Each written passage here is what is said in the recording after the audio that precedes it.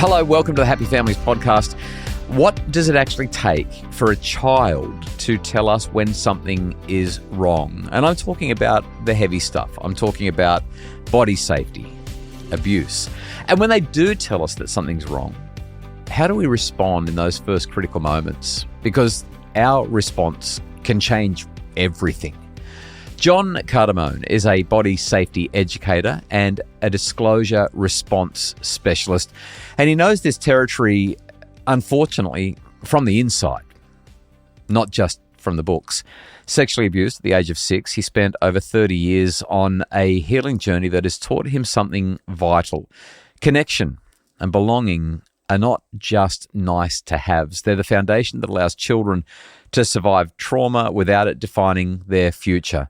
Today, John works with families and educators to create the conditions where children feel safe enough to speak up and where adults know how to respond when children open their mouths and say those words that no parent ever wants to hear. John Cardamone, with me on the Happy Families podcast, is next. Hello, welcome to the Happy Families podcast, where we give you real parenting solutions every single day. This is Australia's most downloaded parenting podcast. John Cardamone, I've already done the intro. Welcome, and thanks for spending some time with me today.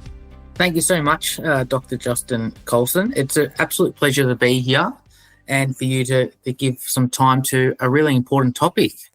John, just before we start the conversation, a quick heads up. If parents hadn't already ascertained, we're going to deal with some pretty heavy stuff today. This might be one where you think about whether the kids listen to it. Perhaps you want to listen to it first before you put it in front of the kids. Just some sensitive information and content coming your way. So, John, let's start with you, your story, to the degree that you're comfortable sharing it. And in the short time that we have, you were 6 when you were sexually abused. You've described that 2-year experience and the 30 years plus since then as a healing journey. Tell us briefly what happened and what it's taught you about what children need most when they're going through something like this. Absolutely. Thank you, Justin. Again, as you mentioned, when I was 6 years old, I started to be sexually abused by a family member, a trusted family member at that point in time. And when I wanted to disclose, I was disclosing, but I was disclosing through behaviour. And we know, or most of us know, hopefully, that all behaviours is a form of communication. I just didn't have the skills to be able to do that verbally, and there was a number of reasons why.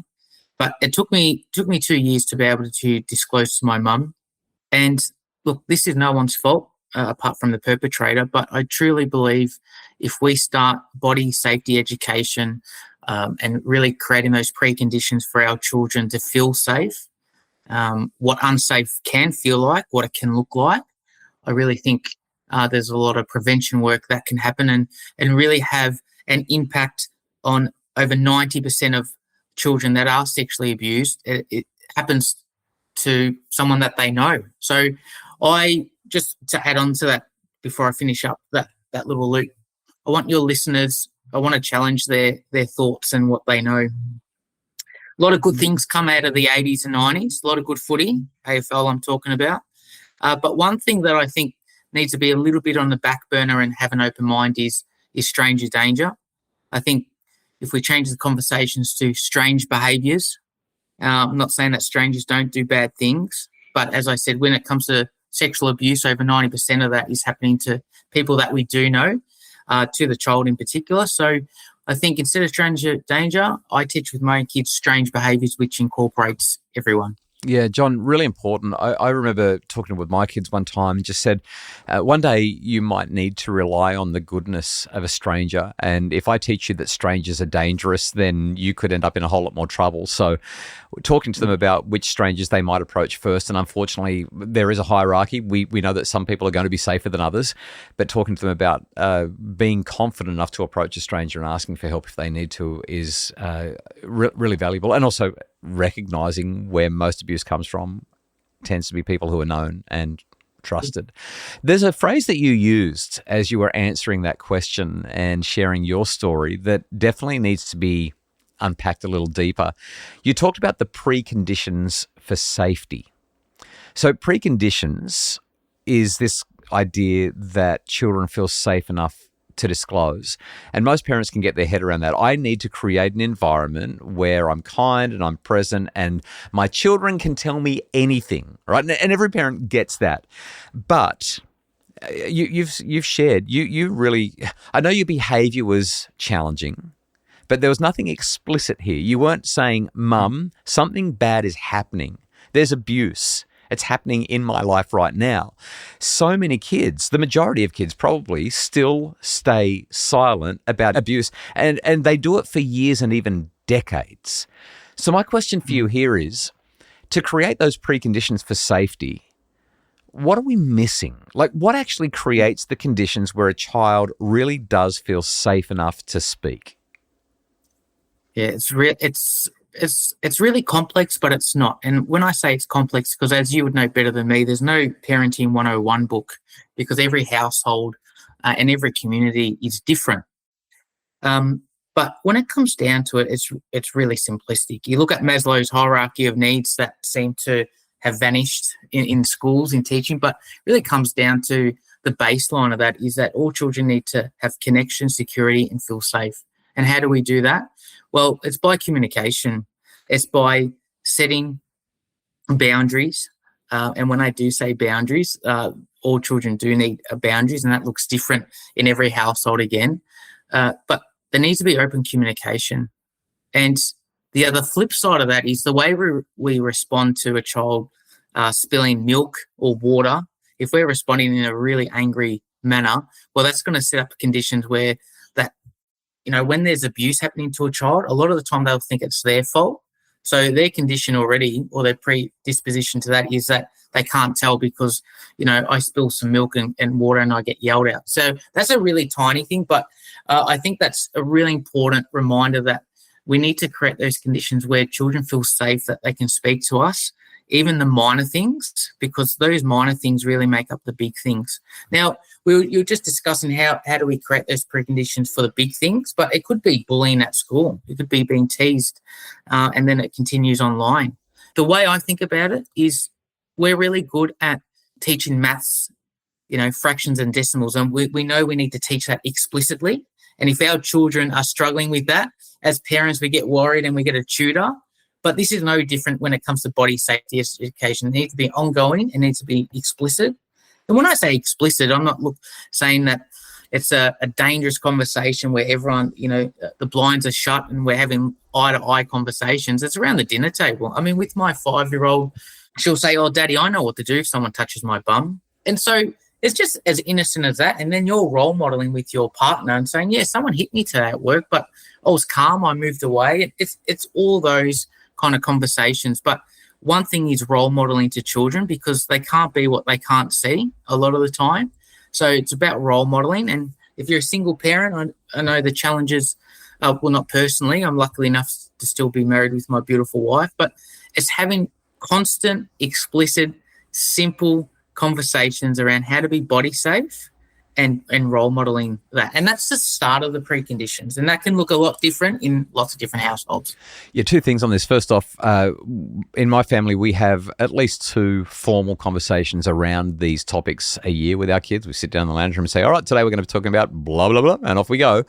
And sometimes they're like, "Oh, we've had this conversation," and yet it's always a productive chat. It's so funny because as parents, you kind of go, "Oh, I can't believe we're talking about this," and then you start the conversation and it generally goes really well. Like the kids are interested and they want to engage. Yeah. Second thought that I had as I was listening to what you said, John, is the preconditions are actually set with the little things, right? Like when they can talk to you about the little things and they know they've got your attention, that repeated pattern of behavior sets things up so that they know that you'll pay attention to the big things. If they know that you won't listen to the little things, sometimes they're less likely to come to you for the big things. So, just as I was listening to, I thought these are a couple of things that are jumping out at me. After the break, we're going to have a look at what to do if your child does disclose abuse or something traumatic or challenging, plus how to know when to step in with your own connection versus clinical intervention. Stay with us.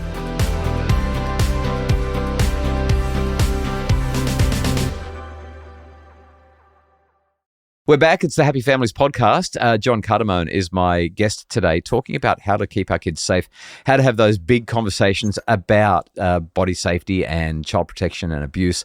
John, if a child does disclose abuse or something traumatic, actually, before I ask the question, a quick story, 2 stories. Somebody quite close to me was abused as a child, somewhere around about 10, 11, maybe 12 years of age. There was a visiting family member from overseas who made an approach to this person and their friend who were having a hangout at another family member's house. The friend was able to get away without any issues, but this particular child was harmed by this man. When she went to her mum and explained what had happened, her mum literally turned around, slapped her in the face and said, "Don't ever speak about that again." I mean, it's jaw-droppingly tragic to hear a story like That's that. horrific. And hopefully breathtakingly unusual as well. Nevertheless, true story. The second story that I always share when I'm talking about this is my mum shared this when she was quite young. Her father had a friend over. They were spending some time together, and the man, when my grandfather left the room, made an indecent approach to my mum. It wasn't serious. There was nothing heavy about it. It wasn't the kind of thing where she's going to be traumatized for a lifetime, but it was absolutely indecent and absolutely inappropriate. And she, when the man left the house, because my grandfather came back into the room moments later, when he left, my mum told my grandfather what had happened, and he got down on his knees in front of her. He apologized, and he said, "That man will never, ever, ever set foot in our house again, and I'm so glad you told me." I mean, you couldn't get a bigger contrast between those two responses. If a child discloses something concerning, whether it's abuse or just I felt really uncomfortable in this situation, whether it's our child or they're telling us about a friend or something like that, getting that response right matters, because I imagine that our instincts are going to go in all sorts of different directions. What do you counsel parents to say in this situation? Yeah. I want to start off with a quote, and then I'll quickly answer that question if that's okay. So the way you respond to a disclosure can either start the healing process or prolong it. And your 2 stories absolutely show the 2 different pathways, unfortunately, or fortunately for that person that was believed from your grandfather. But in the moment, it is absolutely critical to believe, acknowledge, and validate what you've just heard.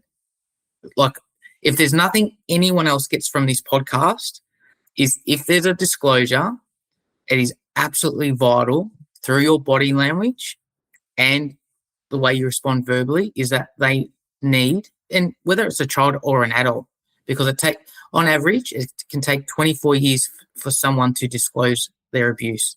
So whether a child or an adult discloses, it's absolutely vital that you believe, validate, and acknowledge. And on top of that, you need to stay calm. Children are like sponges.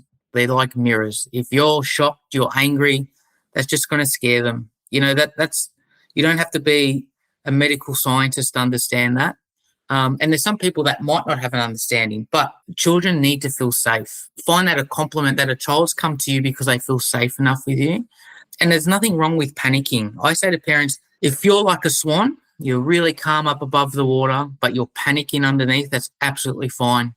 But the child needs to know that you're got it under control, you're confident, and you know what you're going to do next. It's also important that you're not an interrogator, you're not questioning, because if you're, when I say questioning, it's not who did it, why didn't you say something earlier? That could really cause huge amount of trauma to the child, more so than the actual trauma.